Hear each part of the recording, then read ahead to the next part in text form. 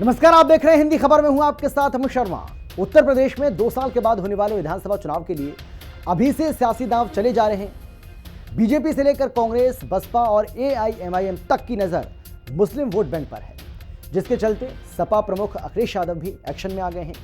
सपा अल्पसंख्यक मोर्चा के नेताओं के साथ बैठक करने के बाद अखिलेश यादव ने पीएम मोदी के नक्शे कदम पर चलते हुए पसमानदा मुसलमानों को साधने की पूरी कोशिश की है।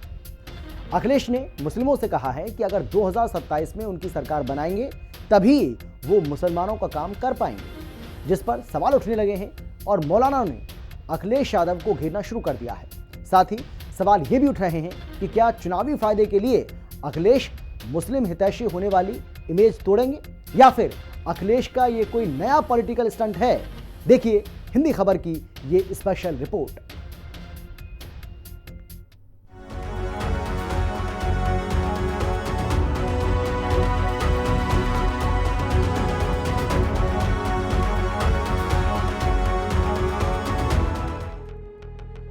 सत्ताईस का सियासी संग्राम, मुस्लिमों को अखिलेश का नया पैगाम।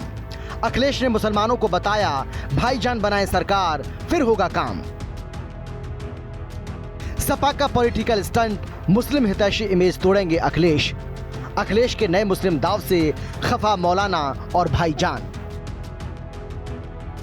उत्तर प्रदेश में साल 2017 से बीजेपी की सरकार है। योगी राज में प्रदेश का चौतरफा विकास हो रहा है।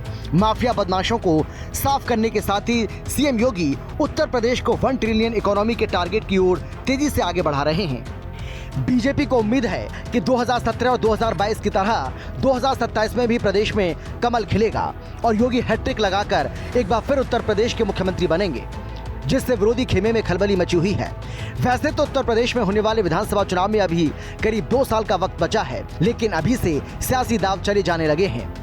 कांग्रेस से लेकर एआईएमआईएम तक मुस्लिम वोट बैंक पर नजर बनाए हुए हैं, जिसके चलते सपा प्रमुख अखिलेश यादव भी एक्शन में आ गए हैं। 27 के सत्ताधीश बनने के लिए अखिलेश यादव मुस्लिम हितैषी वाली अपनी इमेज को तोड़ने से लेकर सॉफ्ट हिंदुत्व की ओर बढ़ने तक हर तरह के हथकंडे अपना रहे हैं। 2027 के चुनावों के लिए सभी पार्टियां बड़े स्तर पर उत्तर प्रदेश में अपनी तैयारियां पूरी तरीके से कर रही हैं और इसी क्रम में समाजवादी पार्टी भी लगातार हर वो संभव प्रयास कर रही है कि जनता के बीच में लगातार अपनी बातों को मजबूती से रखा जा सके। ऐसे में अब समाजवादी पार्टी ने अपनी राजनीति को बड़े स्तर पर बदला है।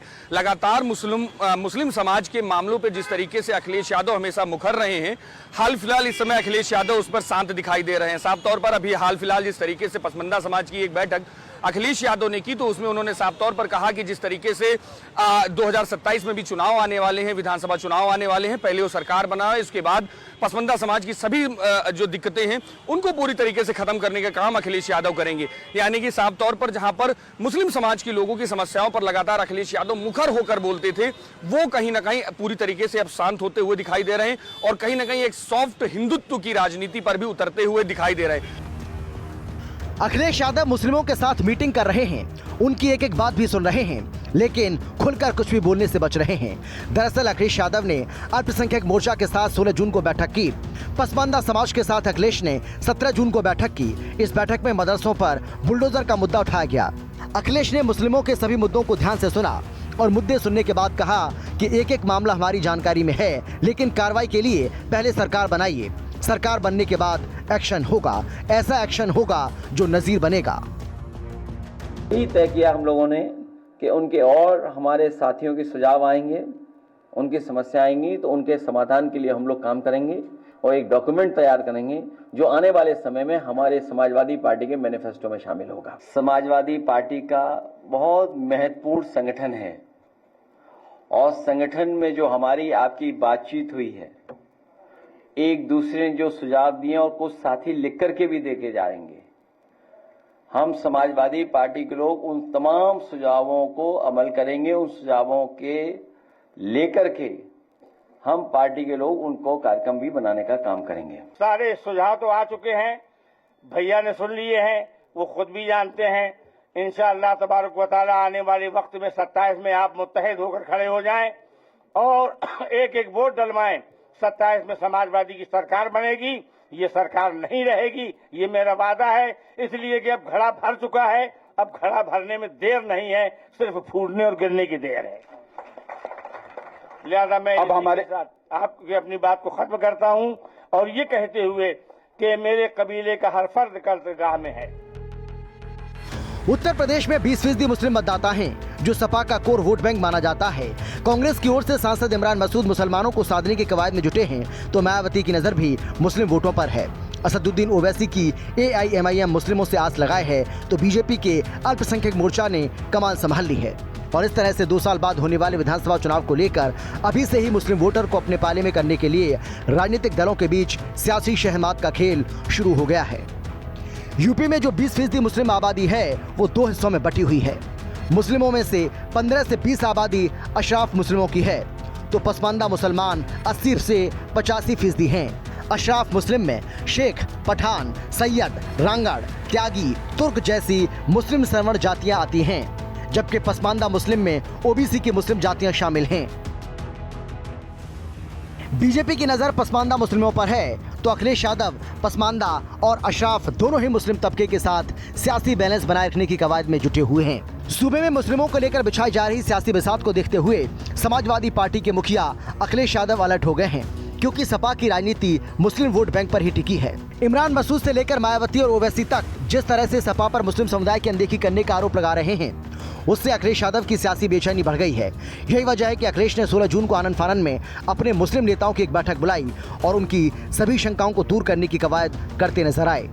इसके अगले दिन पसमानदा मुसलमानों के साथ भी एक बैठक की। अखिलेश ने इन बैठकों में मुस्लिमों के खिलाफ उठाए जा रहे कदमों का जिक्र करते हुए बीजेपी और योगी सरकार पर जमकर निशाना साधा और वोटर लिस्ट में गड़बड़ियों का आरोप लगाते हुए उन्हें ठीक करवाने की बात कही। लेकिन इस बैठक की सबसे बड़ी बात ये निकलकर सामने आई कि अखिलेश ने मुस्लिमों को कहा कि पहले हमारी सरकार बनाइए, फिर आपकी समस्या का समाधान होगा।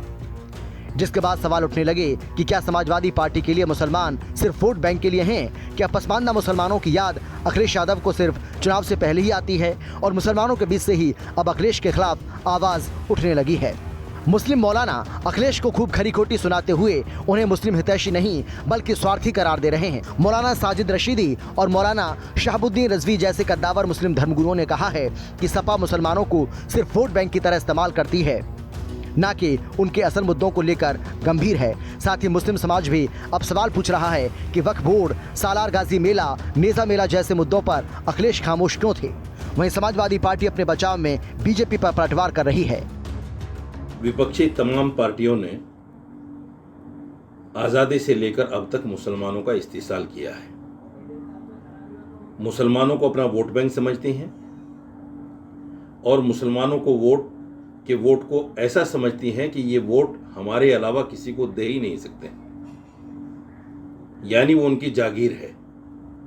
इसलिए मुसलमानों का वोट लेकर मुसलमानों की अनदेखी करना या मुसलमानों को गलत रास्ते पर डालना, ये उनकी फितरत में दाखिल है।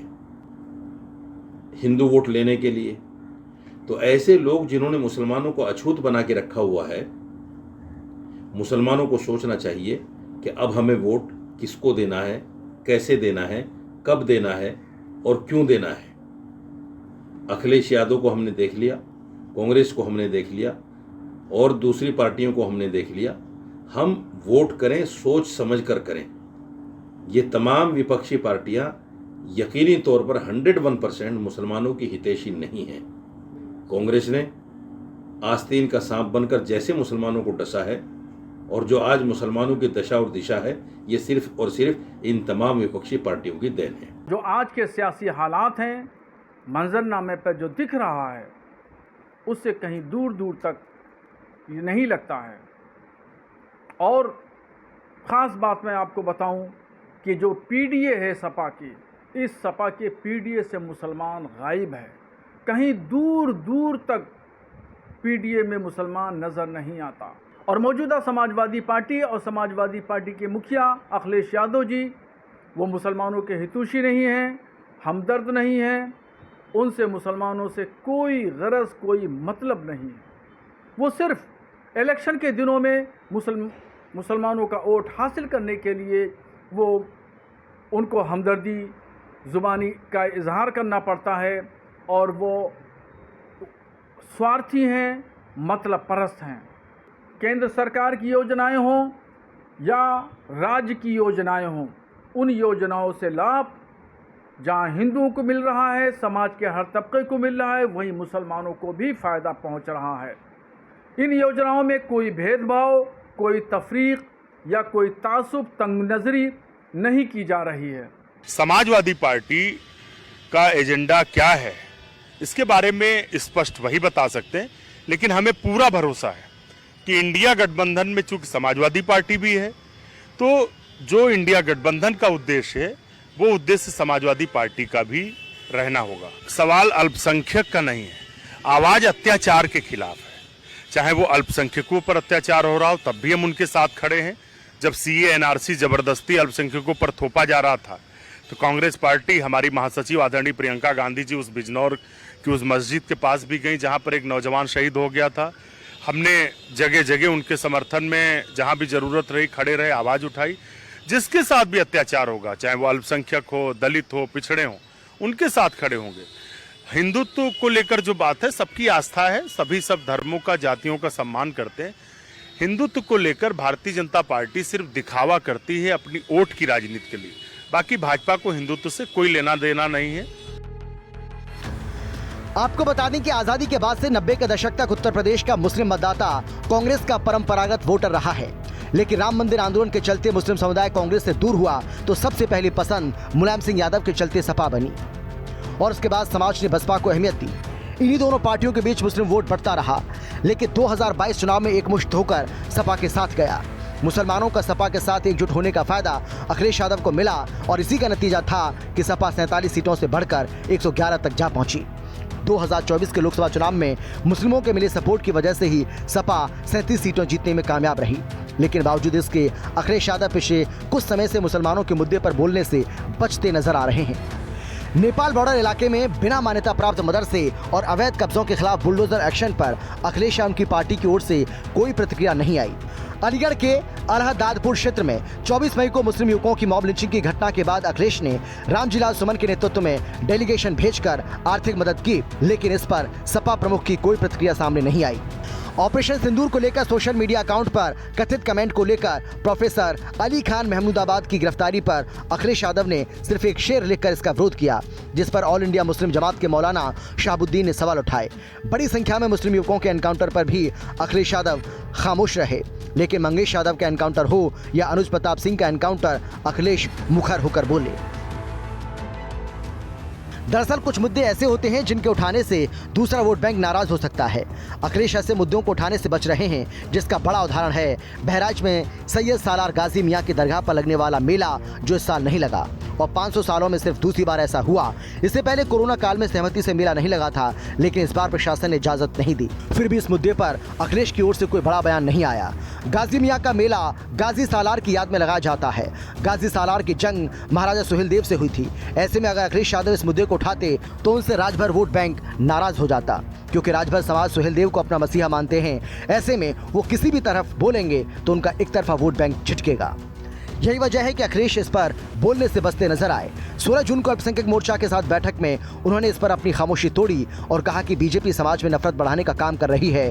जो हमारे भाईचारे का मेला होता था उसको भी बंद करा दिया। सरकार का कोई ध्यान नहीं उस तरफ। बड़े पैमाने पे बेरोजगारी है,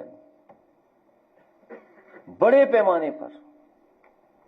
इन्होंने रोजगार और नौकरी के सर्टिफिकेट नहीं दिए हैं। सच्चाई यह है कि 8 साल के लखनऊ और दिल्ली के काम करने के तरीके ने, आर्थिक नीतियों ने बड़े पैमाने पर बेरोजगार बनाने का काम किया है। पढ़े लिखे नौजवानों को बेरोजगार बना दिया। सही तरीके से काम होता तो करोड़ों लोगों को नौकरी मिल जाती। और अपना ही घोषणा पत्र अगर ये बार बार पढ़ते तो लाखों का आंकड़ा नहीं देना पड़ता, करोड़ों का आंकड़ा देती है।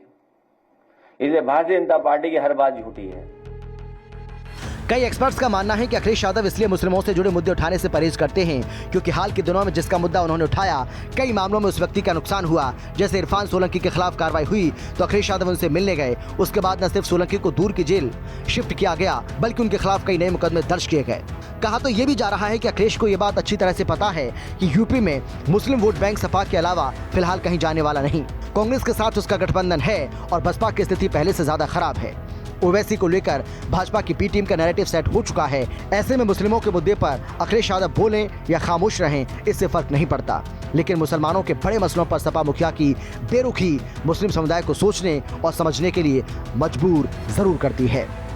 अखिलेश के बयान को लेकर जहां एक और रशीदी और रजवी जैसे मौलाना समाजवादी पार्टी पर खुलकर हमला बोलने लगे हैं, वहीं बीजेपी से लेकर हिंदू संगठनों ने भी अखिलेश यादव पर चौतरफा चढ़ाई की। हिंदू द्रोह के लिए जानी मानी समाजवादी पार्टी, जिसको कि वास्तव में लोग कुछ नमाजवादी पार्टी भी कहते हैं, हालांकि इसने न हिंदुओं को भला किया न कोई मुसलमानों का। अपने नेताओं को बड़ा चढ़ा करके उनको आतंकवाद की राह पर मुसलमानों को धकेल करके कैबिनेट में मंत्री और सपा के सांसद विधायक तो बनाया, लेकिन आज उनकी स्थिति क्या है ये दुनिया से छुपी हुई नहीं है। कोई जेल में है तो कोई बेल पर है तो कोई जहन्नुम में है।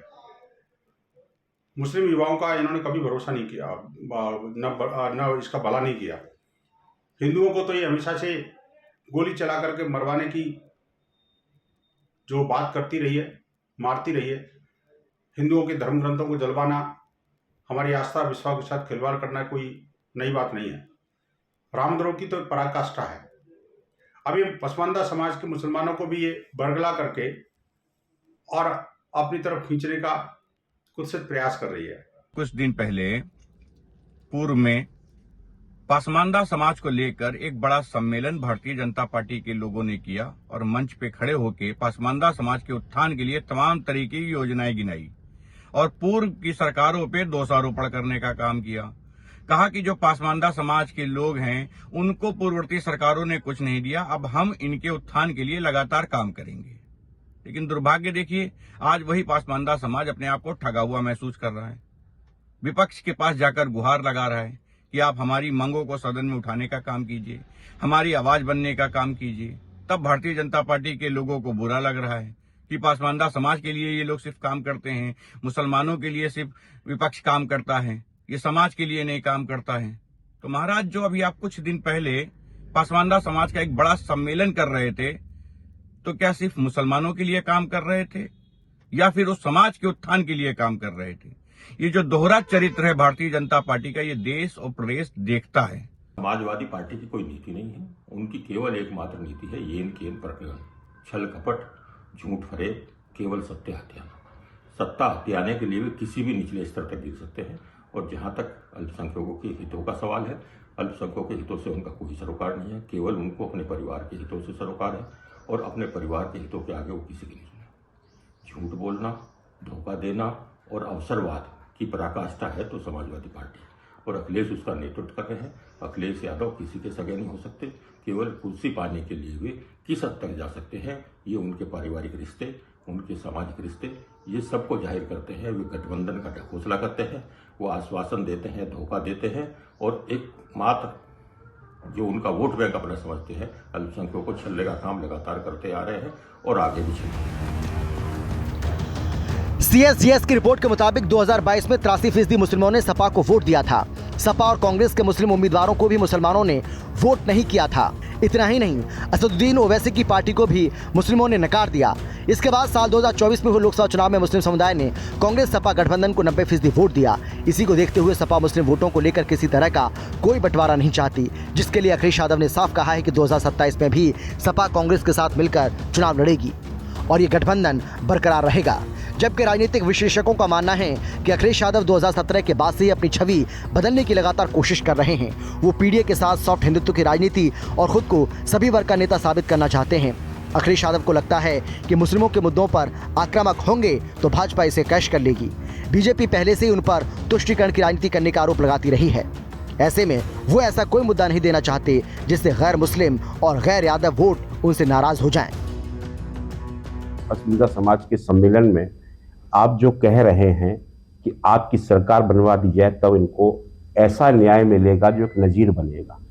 आखिरकार आप कहना क्या चाहते हैं? आप हिंदुओं को धमकाना चाहते हैं, डराना चाहते हैं, सनातन धर्म के खिलाफ हमेशा आपकी आवाज़ बुलंद होती रहेगी और आप एक अन्य धर्म के लिए कार्य करते रहेंगे। सरकार का कार्य होता है सबको एक समान समझकर चलना। आज की सरकार यही कर रही है। आप विकास की बात पे बात करिए, आप समाज के उत्थान की बात करेंगे तो शायद आपको लोग पसंद करेंगे, लेकिन अगर एक धार्मिक आधार पर ही आप लोग कार्य करते रहेंगे, एक धर्म के उद्धार की बात करेंगे, दूसरे धर्म को नीचा दिखाने का कार्य करेंगे, तो कहीं ना कहीं आप नुकसान में जाएंगे। आज उत्तर प्रदेश या पूरे भारत के अंदर मुसलमान जितना सुरक्षित है, ये शायद कभी भी विपक्षी सरकारों के कार्यकाल में नहीं रहा, ना आपके कार्यकाल में, ना कांग्रेस के कार्यकाल में, ना ही अन्य किसी विपक्ष के कार्यकाल में। एक तरफ अखिलेश यादव मुसलमानों के मुद्दे पर खुलकर बचने की कोशिश कर रहे हैं, तो वहीं दूसरी ओर बीजेपी मुस्लिम वोट बैंक में सेंध लगाने की हर संभव कोशिश में जुटी है। मोदी सरकार के 11 साल पूरा होने के मौके पर भारतीय जनता पार्टी सरकार की उपलब्धियां गिना रही है। इसी क्रम में बीजेपी अल्पसंख्यक मोर्चा मुसलमानों को पार्टी के साथ जोड़ने में मुसलमान मोदी के साथ अभियान चला रही है। इसके जरिए बीजेपी अल्पसंख्यक मोर्चा से जुड़े नेता और कार्यकर्ता यूपी के हर जिले में मुसलमानों के बीच जाकर मोदी सरकार की ओर से मुसलमानों के लिए किए गए कामों की उपलब्धियों को गिनाने का काम कर रहे हैं। ऑपरेशन सिंदूर की सफलता के बारे में मुसलमानों को बता रहे हैं। भाजपा को उम्मीद है कि मोदी सरकार की नीतियों की वजह से मुस्लिम समाज के लोग भी ये समझेंगे कि बाकी पार्टियों ने जहां सालों तक सिर्फ उनका वोट बैंक के लिए इस्तेमाल किया, वहीं बीजेपी राज में मुसलमानों को हर तरह से फायदा मिल रहा है। मुस्लिम समाज के लोग भी मानते हैं कि गैर भाजपा दलों ने मुस्लिम हितों की अनदेखी की, लेकिन इसके बावजूद भी मुसलमान कभी भी किसी पार्टी को मेरिट के आधार पर वोट नहीं करते हैं और बल्कि बीजेपी को हराने वाली पार्टी को तरजीह देते हैं। इस बात को अखिलेश यादव भी समझ रहे हैं, इसीलिए मुस्लिमों से ज्यादा ओबीसी और दलित समाज को तरजीह दे रहे हैं। लेकिन जिस तरह से सीएम योगी का सुशासन मॉडल उत्तर प्रदेश समेत हर जगह सुपरहिट है, जिस तरह से योगी हर वर्ग को साथ लेकर चल रहे हैं, कहीं अखिलेश के लिए मुस्लिम हितैषी इमेज तोड़ने वाला ये दांव उल्टा ना पड़ जाए। और अगर ऐसा हुआ तो फिर योगी आदित्यनाथ को तीसरी बार उत्तर प्रदेश का मुख्यमंत्री बनने से कोई नहीं रोक पाएगा। हिंदी खबर की स्पेशल रिपोर्ट।